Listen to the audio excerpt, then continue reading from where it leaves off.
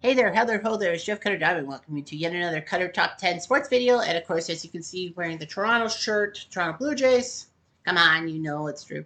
Anyway, a couple of days ago, I talked about the top 10 worst MLB signings. Best MLB free agent signings. How about the worst? The brat worst, if you will. Anyway, so let's talk about the top 10 worst free agent signings of all time. First off, number 10 is David Price, 2016 Bo Sox. From a Blue Jays point of view, I hate the fact that David Price shit the bed in the 2015 postseason. We traded for him in 2015 from Detroit, gave up a couple of prospects. What's that one? Daniel Norris, that's who it is. And then, David Price pitched in the postseason, proved why he sucked in the postseason, especially with the Blue Jays in 2015 with our run to the LCS. And then we sucked again. But then, David Price then left Toronto, was a free agent. Boston picked him up for 7 years, $217 million. That's $31 million a year. Can you believe it? Unfortunately, his injuries and postseason performance sucked. However, in 2018, he did win a ring with the Bo Sox, and it was like, and I kept saying on Facebook, why wasn't this? Where was this in 2015 when we freaking needed him? It's like, what the fuck? I don't get it. Number 9 is Jacoby Ellsbury of the New York Yankees, 2014. Jacoby Ellsbury was the Yankees' big move. Well, they picked up Johnny Damon for the Bo Sox, and it worked, except for Bo Sox fans saying that Johnny Damon sold his soul to the devil. Nevertheless, they went for another Boston center fielder. His name is Jacoby Ellsbury. They gave him a 7-year, $153 million deal. That's about close to $22 million a year. Unfortunately, he would have one healthy season, minimal impact, injuries would ruin him, and it would be really terrible and all that. Number 8 is Bobby Bonilla, 2000 Mets. We know that Bobby Bonilla was a New York Met. Well, he signed from the Pirates to the Mets in 1992, before the whole Sid Slint LCS. So Bonilla was with the Mets in 92, had a few good seasons, but then basically ran himself out of the Mets with being basically the only good player on a shitty team. So Bonilla would bounce around and head back to New York in 2000. He would sign a contract with the Mets and, free agent deal. He sucked, the Mets bought him out, and basically he was out of baseball. What's even more impressive was he made the deal very deferred, and for every year for the next, I think, 8 to 11 years, he will get $1.2 million just for sitting on his butt. So basically, the Mets have to pay him $1.2 million of their salary cap. It was like, what the hell?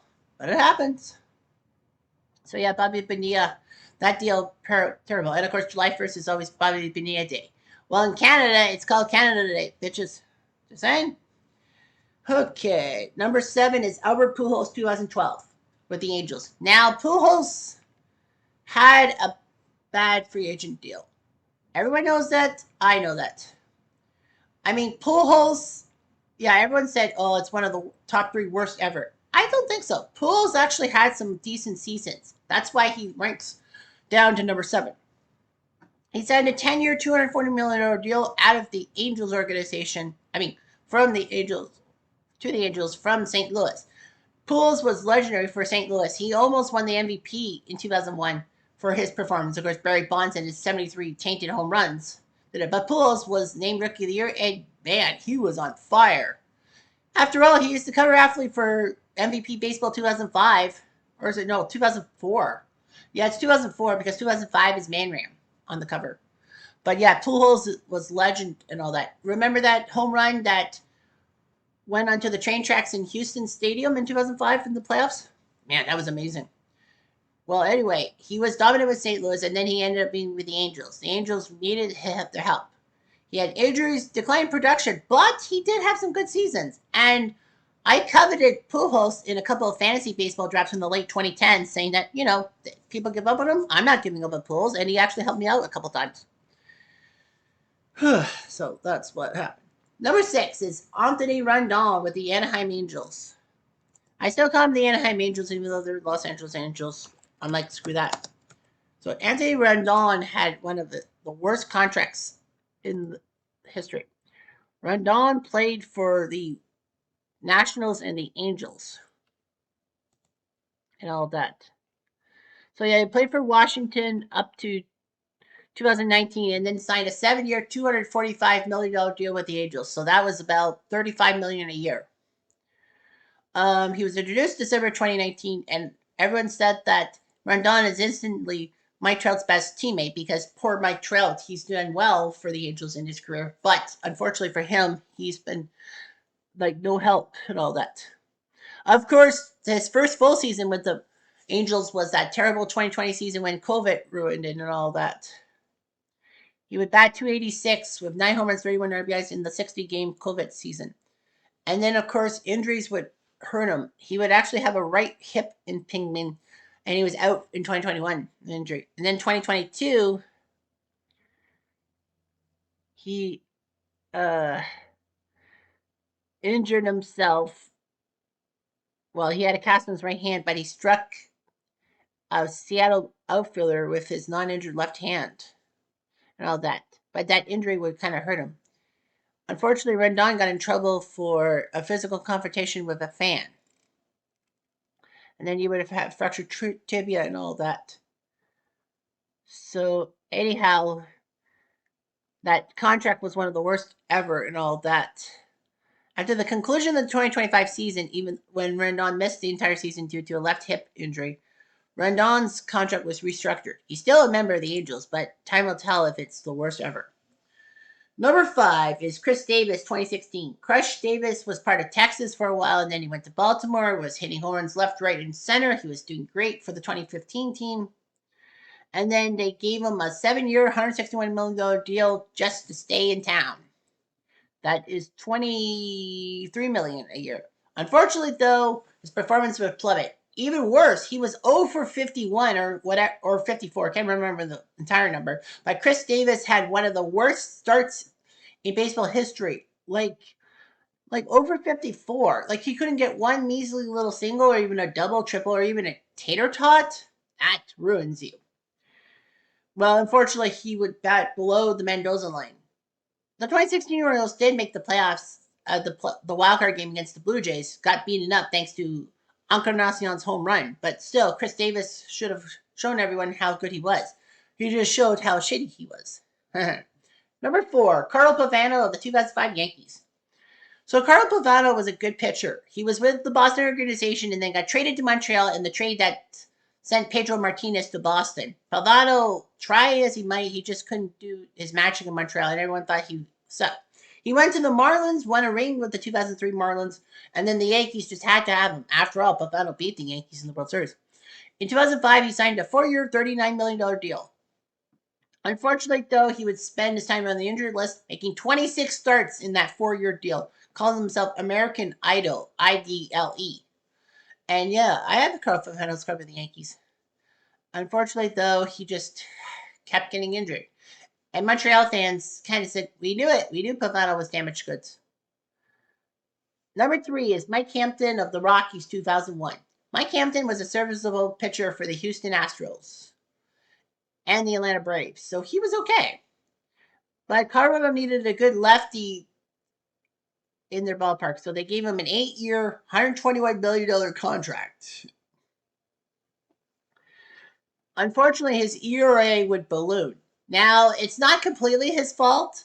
It is the fault of the fact that his home park is not a pitcher's park.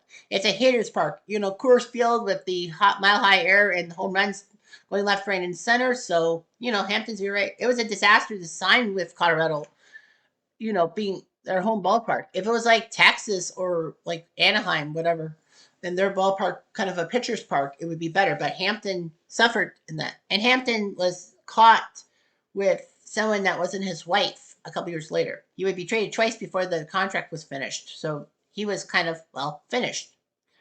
Number 2, Barry Seidel of the San Francisco Giants, 2007. Barry Seidel was pretty good. Alongside Tim Hudson and Rich Harden, Oakland had a good young rotation in the 2001 and 2002 seasons.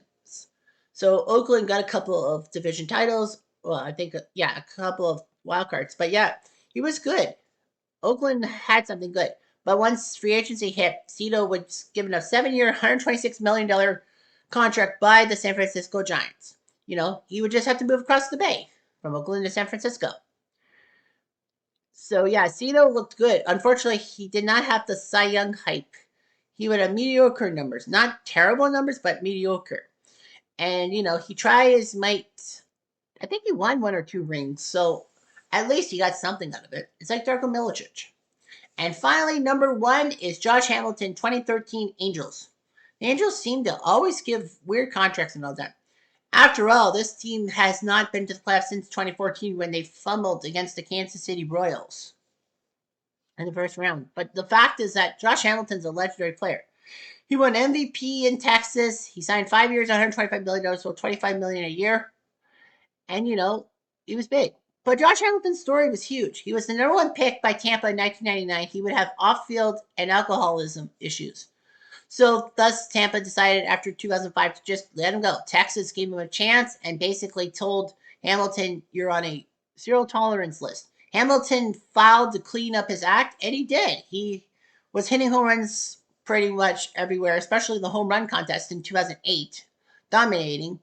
In 2011, he almost got Texas the World Series. He did have a massive home run for the Rangers in Game 6 in the 10th inning that should have given Texas the ring, but unfortunately they botched it against the Cardinals, and the Cardinals won Game 7. Hamilton did have issues in Texas because one time he tried to flip a foul ball into the stands for a father to give to his son, and that was firefighter Shannon Stone, and then he fell over the railing and cracked his head and basically was a goner. Hamilton vowed not to do that stuff again. It hurt him. But then the Stone family said, don't let this affect him.